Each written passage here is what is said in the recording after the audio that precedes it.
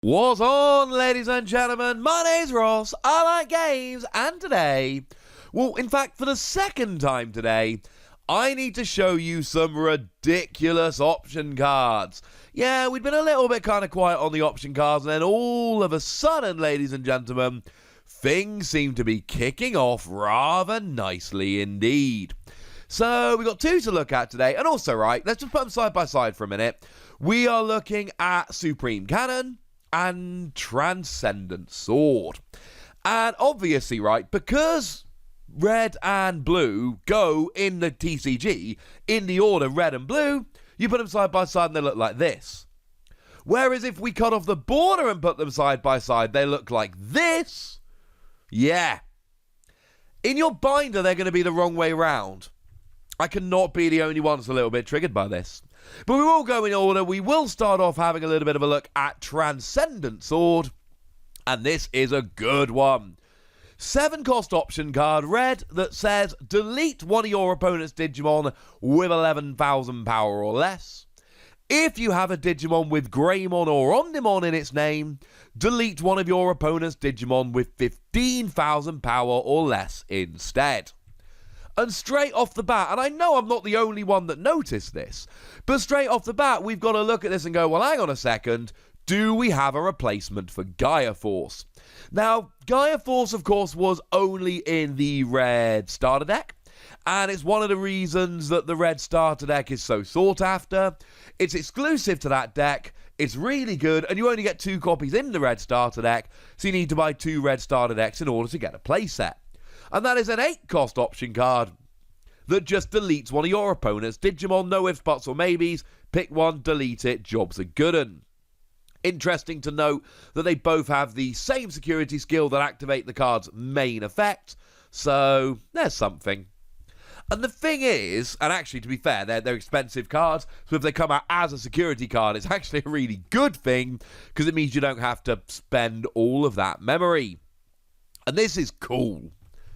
Is it better than Gaia Force? Well, no. Alright, of course it's not better than Gaia Force. Gaia Force lets you take down any Digimon whatsoever. This gives you restrictions, so no, obviously it's not better than Gaia Force. But is it close enough, and you save a memory, that it makes it worth it? Well, we know we save a memory, but is it close enough that we want to save the memory, rather than potentially paying the extra and going for Gaia Force? Or is it such that we can basically look at this and go, you know what, I no longer feel the need to desperately go and search out a couple of red starter decks, this will do quite nicely? And the answer is maybe. Maybe it is. You see, 11,000 power is your average level 6, and there's plenty of them above them. You know, Nidogmon's up at 13,000. But the point is that 11,000 power will get your average level 6. It will get most level 6s. It will get anything below a level 6. So unless you want to get a particularly high level 6, or you want to get a level 7, this will get the job done very nicely. The thing is, if you've got a Digimon with Greymon or Omnimon in its name, and bearing in mind, right, we can be starting at level 4 with Greymon here, going all the way up to level 7 Omnimon. If you're playing the right kind of deck, if you're playing these evolution lines, then you are going to have the right Digimon there. And now all of a sudden, you're getting basically anything. There is no Digimon with a natural power which is higher than 15. Now, there are cards that can be used to boost your power on your opponent's turn, which your opponent could potentially use to bump above 15,000, at which point you really do need Gaia Force.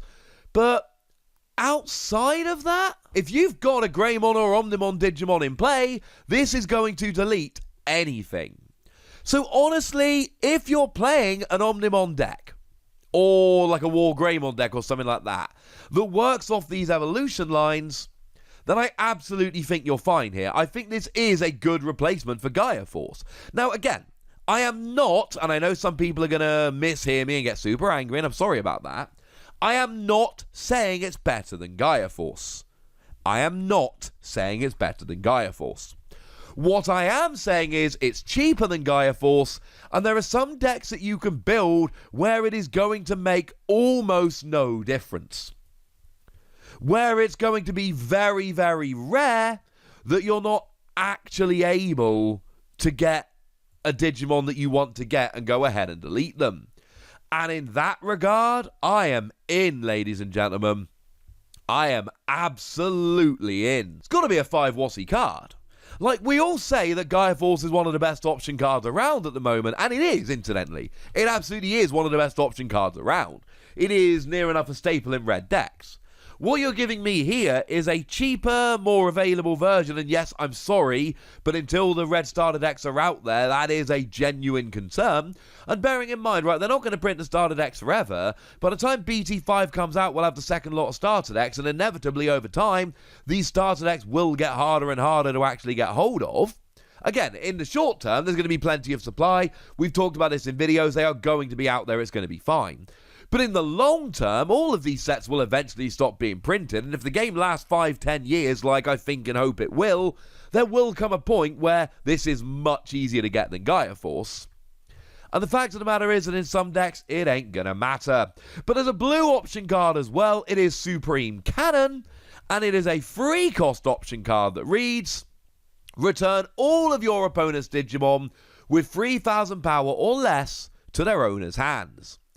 If you have a Digimon with Garurumon or Omnimon in its name, return all of your opponent's Digimon with 5,000 power or less to their owner's hand instead, trashing all Digivolution cards. So again, they're going into your opponent's hand, and your opponent can just replay them, but that's not the point here. Because, yeah, fine, they can replay them if they pay the cost.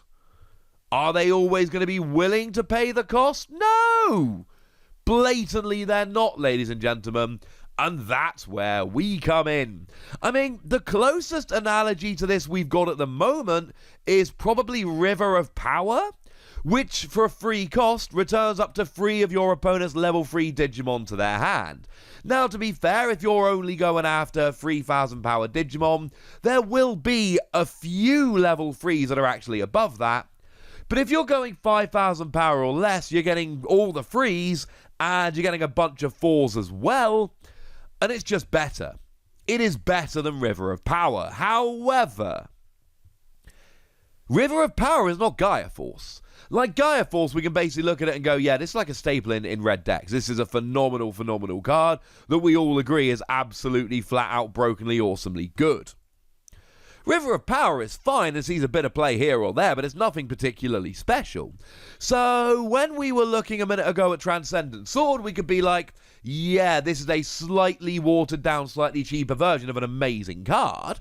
When we're looking at Supreme Cannon, we look at it and go, well, it's a better version of an alright card. For what it's worth, against something like Rookie Rush, this is going to be amazing.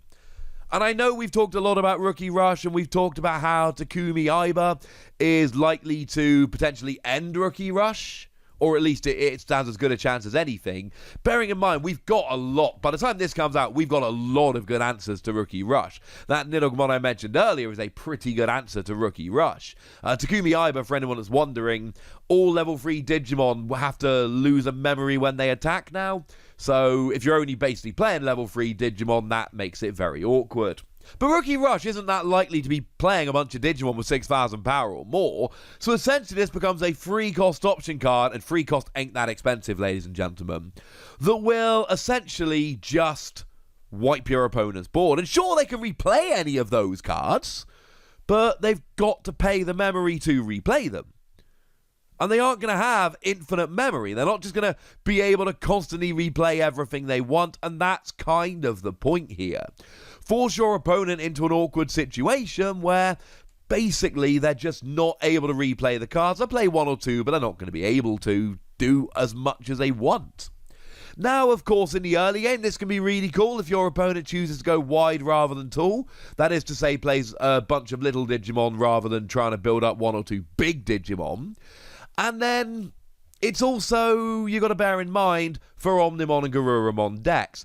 But essentially, what I said a minute ago for the other card just holds true here.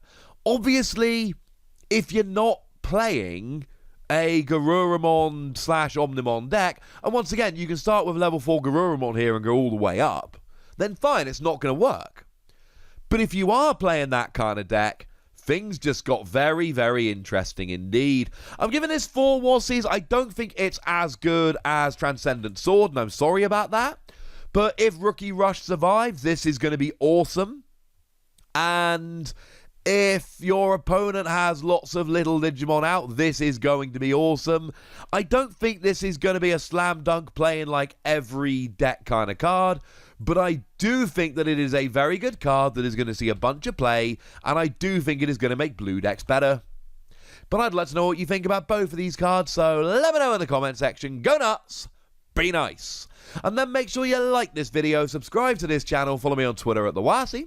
That's where we talk Digimon and a whole bunch of other card games. And please do consider checking out patreon.com/PTCGradio, where you can support the channel, get some bonus podcasts, and all kinds of fun things.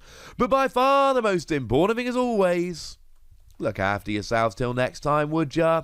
Thank you very much for watching. My name's Ross, and you've been watching Wassie Plays.